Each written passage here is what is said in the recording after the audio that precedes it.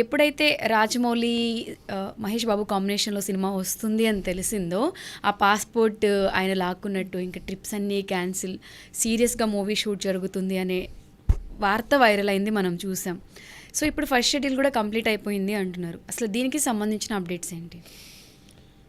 మొన్న రీసెంట్లీ ఒడిస్సాలో ఆయన అలా మోకాళ్ళ మీద ఒక విలన్ దగ్గర కూర్చోవడం అనే ఒక సీన్ని బయటకు వచ్చింది.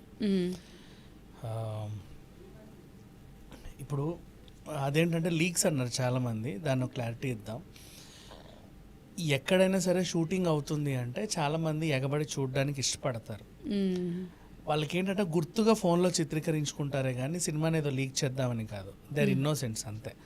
పైగా రాజమౌళి సినిమా అంట, ఆయన బాహుబలి డైరెక్టర్ అంట, ఇట్లా తెలిసి వాళ్ళు ఎగబడ్డారు అంతే.